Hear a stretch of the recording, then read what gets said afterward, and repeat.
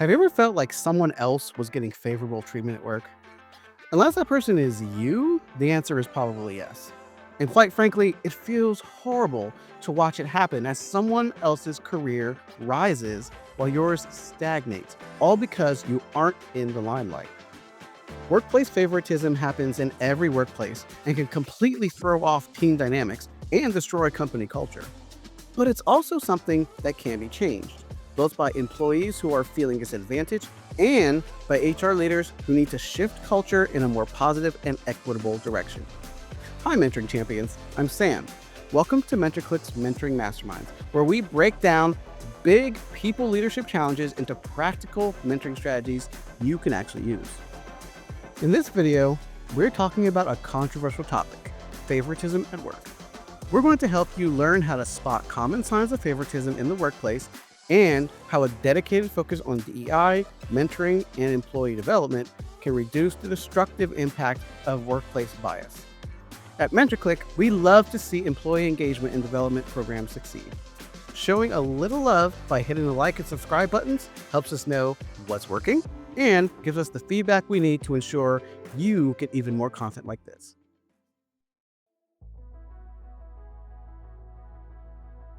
Let's start with the basics. Favoritism happens when leaders consistently give better treatment, information, or opportunities to certain people based on personal preference instead of performance or potential. We all have preferences. It's human nature. But when they show up in how we engage, promote, or recognize people at work, they start to damage trust and team cohesion. Employees who aren't in the inner circle can quickly feel alienated and overlooked. Those feelings are often a reality that leads to disengagement and turnover. When people don't feel supported and see a path to grow, they're more likely to believe their employer doesn't care about their well-being or development, especially if they don't have a mentor helping them navigate the situation. Recognizing the emotional impact of favoritism at work is an important first step in solving it. One of the earliest signs of favoritism is when information, access, or rules seem to apply differently to different people.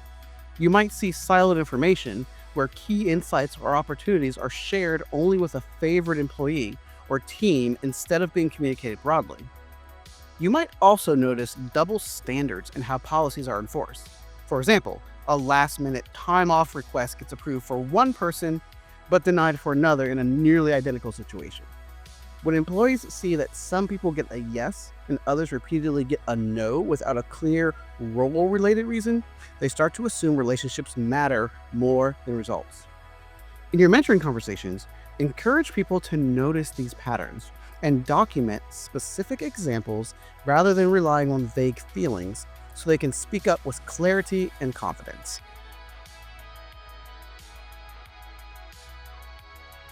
Another powerful sign of favoritism shows up in who gets promotions, stretch assignments, and recognition. When personal relationships drive decisions, the favorite may move up faster even if another person has stronger performance, skills, or peer feedback. Over time, this skews your talent pipeline. The wrong people are elevated, and high potential employees who are overlooked may quietly leave. You might see one person repeatedly getting high-profile projects and public praise, while others handle a greater volume of complex, less visible work with little recognition. As a mentoring champion, you can help leaders define clear, transparent criteria for advancement and recognition so employees understand how decisions are made and what they can work toward.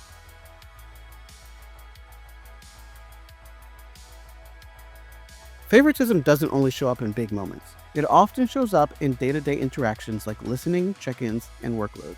Selective listening is a common pattern. One employee shares an idea and it's dismissed, but when a favored colleague repeats the same idea, it's suddenly brilliant. You may notice that some employees get a rich career conversations, more mentorship, and frequent one-to-ones, while others get rushed check-ins or are told their manager is too busy.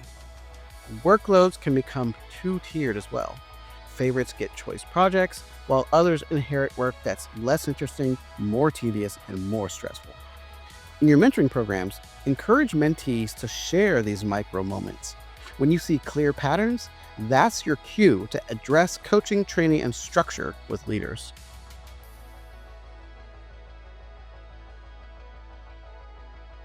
When you suspect favoritism, your first step is to check in with yourself and stay as rational as possible. It's easy to jump straight to "this is unfair," especially when a decision affects your schedule, your workload, or your career path. Ask yourself, is there a legitimate reason behind this choice, such as specific technical skills, experience, or capacity that made someone a better fit this time? In mentoring conversations, encourage employees to separate what they know from what they're assuming. This helps them approach managers with facts instead of frustration. By slowing down and examining the situation objectively, you'll be better prepared to either accept a fair decision or address a real pattern of favoritism.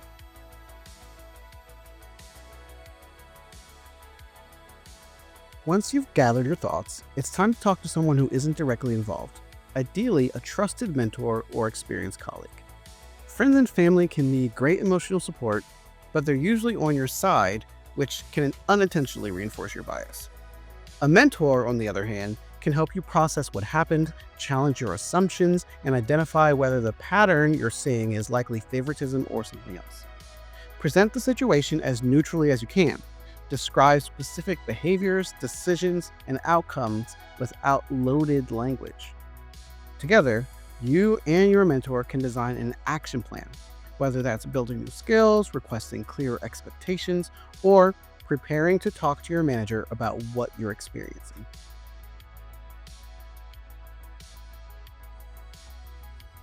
If you and your mentor conclude that favoritism is likely at play, your next move is to advocate for yourself in a calm, structured way. Go into the conversation assuming positive intent. Some leaders don't realize they're favoring certain people, while others may not see how their behavior is impacting the team.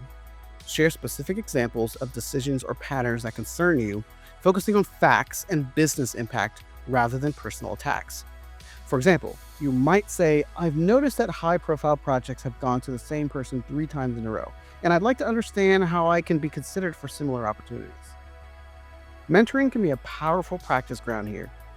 Mentees can role-play the conversation, refine their talking points, and build the confidence to speak up without escalating conflict.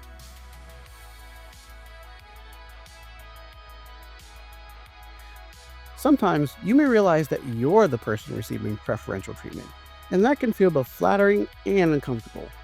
Even if you're benefiting, unchecked favoritism can hurt your relationships with colleagues and undermine your credibility as a high performer. Start by acknowledging the situation to yourself and, when appropriate, to trusted teammates so they know you're aware and you care about fairness.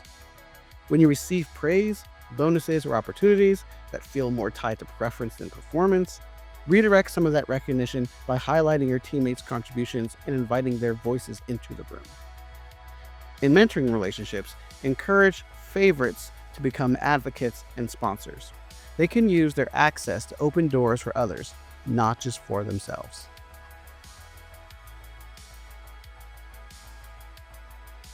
If you're in a leadership role, it's your responsibility to examine your own biases and build systems that make favoritism less likely. Start by identifying your natural preferences. For example, gravitating to where people with similar backgrounds, communication styles, or interests. And challenge yourself to spread your time and opportunities more evenly.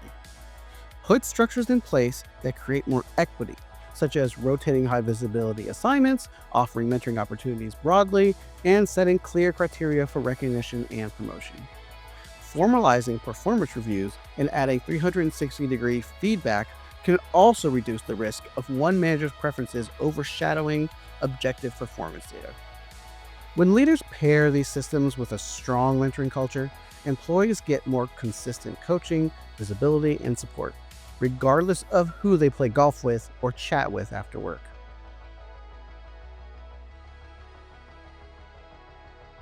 Favoritism and discrimination are related, but not the same thing, and it's important to understand the difference. Favoritism is usually rooted in personal preference. For example, consistently assigning plum projects to someone who you get along with socially while overlooking others.